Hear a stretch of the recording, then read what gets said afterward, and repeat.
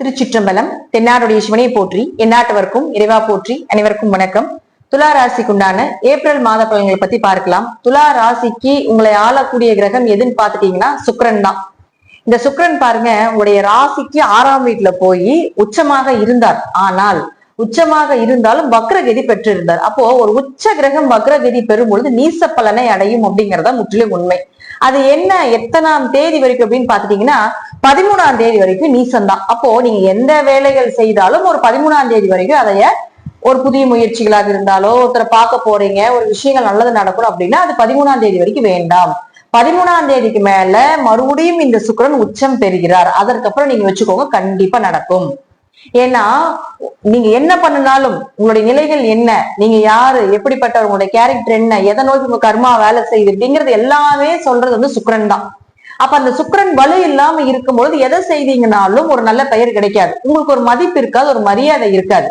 அப்ப இந்த சுக்கிரன் உச்சமான காலகட்டங்கள்ங்கிறது 13ஆம் தேதிக்கு மேலதான். அப்ப அதற்கு மேல நீங்க செய்யக்கூடிய காரியங்கள் எல்லாமே ஜெயமாகும் அப்படிங்கிறது உண்மை. அப்ப அவரு 8ஆம் அதிபதியும் ஆகிறார் இல்லையா. பொதுவா குரு பாருங்க 8ல மறையும் பொழுது துளாராசிக்கு தேவையில்லாத கெட்ட பெயர்கள், அவமானங்கள், செய்யாத தப்புக்கு பழி ஏத்துக்க வேண்டியது இதெல்லாமே இருந்திருக்கும். இப்ப குரு அப்படின்னு சொல்லக்கூடிய மே மாசம் உங்களுக்கு 9க்கு வரப்போகிறார். அது வரைக்கும் இந்த சுக்கிரன் இதே இடத்துலதான் இருக்க போகிறார். அப்போ இப்ப மட்டும்தான் வக்ரம். இனி மே வரைக்குமே பாத்துட்டீங்கன்னா உங்களுக்கு இந்த சுக்கிரன் உச்சத்துலதான் இருக்க போகிறார். அப்ப துளாராசியை பொறுத்த வரைக்கும் மறுபடியும் ஒரு நல்ல ஒரு கோல்டன் பீரியட் எப்ப தொடங்க போகுது அப்படின்னு பாத்துட்டீங்கன்னா 13ஆம் தேதிக்கு மேலதான் தொடங்க போகுது. இப்போ 6ஆம் இடத்துல பாருங்க, இந்த ராசியில இருந்து 6ஆம் இடத்துல 5 கிரக கூட்டு சேர்க்கை ஏற்படுது. 6ல வந்து கிரகம் இருக்கிறது, அது பாவ கிரகங்கள் இருக்கிறது. எப்பேற்பட்ட எதிரியா இருந்தாலும் ஜெயிச்சு வரக்கூடிய ஒரு அமைப்பை ஏற்படுத்தி கொடுத்துரும்.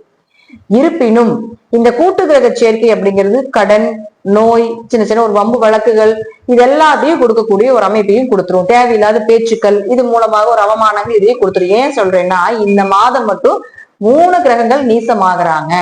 அதோட சுக்கிரன், ராகு, சனி எல்லாம் பெண் சாபத்தினோட உச்சத்துல போய் உட்கார போகுது. சுக்கிரன் தான் பெண் சாபத்துக்கு முழு காரணம். அப்ப அவர் உச்சமாகி பாவ கிரகத்தோட சேரும் பொழுது இது எல்லாமே பெண்களாக இருந்தால் ஆண்கள் ரீதியாகவும், ஆண்களாக இருந்தால் பெண்கள் ரீதியா ரொம்ப கவனமா இருக்கணும். அடுத்தது செவ்வாய். செவ்வாய் யாரு, உங்களுக்கு திருமணம், உங்களுடைய குடும்பம், உங்களுடைய வாக்கு, உங்களுடைய பணம், இதெல்லாம் சொல்றது செவ்வாய் தான். அவரும் நீசமாகிறார்.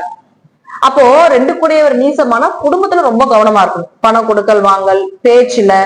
அதே போல இப்போ வரன்கள் பாக்குறீங்களா, கொஞ்சம் தள்ளி போடுறது. இந்த மாதம் முழுவதுமே செவ்வாய் நீசம் தான். நீசம்னா வலு இல்லாம இருக்கார், அவருக்கு பவர் கிடையாது. அவர் என்னதான் நீங்க வந்து அந்த விஷயத்த நீங்க செவ்வாய்க்குள்ள விஷயத்த செஞ்சீங்களோ அது சக்சஸ் பண்ணி கொடுக்க மாட்டார் அப்படிங்கறதா உண்மை. அப்ப செவ்வாய் வந்து உங்களுக்கு நீசமாகும் பொழுது கண்டிப்பாக உங்களுக்கு இந்த மன வாழ்க்கை, அதாவது கல்யாணம் ஆயிருந்தீங்கன்னா கணவன் மனைவிக்குள்ள ரொம்ப கவனமா இருங்க. கல்யாணம் ஆகாம இருக்கீங்க, வரன் தேடிக்கிட்டு இருக்கீங்கன்னா இந்த 1 மாசம் கொஞ்சம் அமைதியா இருக்கு. வரன்கள் அமையறதுல கொஞ்சம் தடை தாமதங்களோ ஒரு ஏமாற்றங்களோ இருக்கிறதுக்கு வாய்ப்புகள் உண்டு. அடுத்து பாருங்க குரு. இயற்கையாவே குருவை பத்தி சொல்லிட்டு 8ல இருக்காரு. அடுத்தது சனி. சனி அப்படின்னு சொல்லக்கூடியவர் பாருங்க, இந்த ஏப்ரல் மாசங்கும் பொழுது 5ஆம் வீட்டுல இருந்து 6க்கு போறாரு. அப்ப 4 மற்றும் 5ஆம் அதிபதி 6க்கு போகிறார். அப்ப கொஞ்சம் ஆரோக்கியத்துல கவனமா இருக்கணும். குழந்தைகள் ரீதியான அவங்களுடைய ஆரோக்கியத்துல கவனமா இருக்கணும் 2.5 வருட காலங்கள்.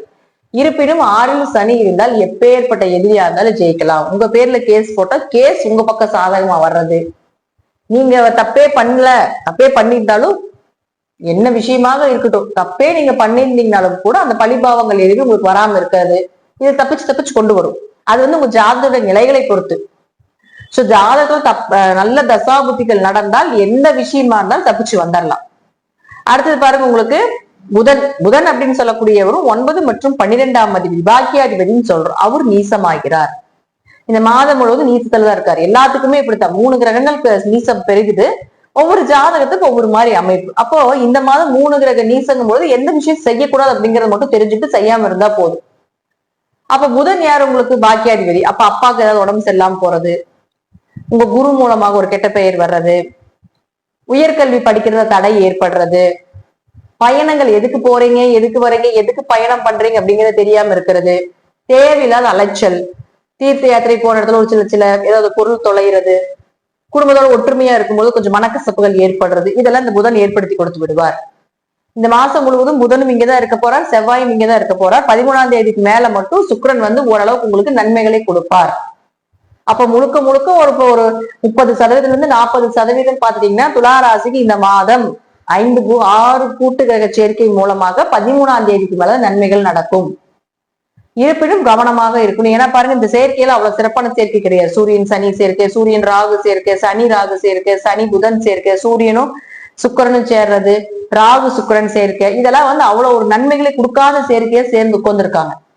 நமக்கு ஓரளவுக்கு பரவாயில்ல, துலா ராசிக்கு ஒரு 6ஆம் இடங்கிறதுனால தப்பிச்சுக்கலாம். இருப்பினும் கொஞ்சம் கவனமாக இருந்து செயல்படுத்த வேண்டும் அப்படிங்கிறது உண்மை. ஏன்னா 12ல வேற கேது இருக்காரு. அதீத ஞானத்தை கொடுத்தாலும் கூட பயணத்தின் மூலமாகவும் கொஞ்சம் மருத்துவ செலவுகளை கொடுப்பார் அப்படிங்கிறது முற்றிலும் உண்மை. துளாராசியை பொறுத்த வரைக்கும் இந்த மாதம் 13ஆம் தேதிக்கு மேல உங்களுடைய நல்ல விஷயங்கள் எல்லாமே தேர்ந்தெடுத்து செய்யுங்க. கொஞ்சம் பொறுமையா செய்யுங்க.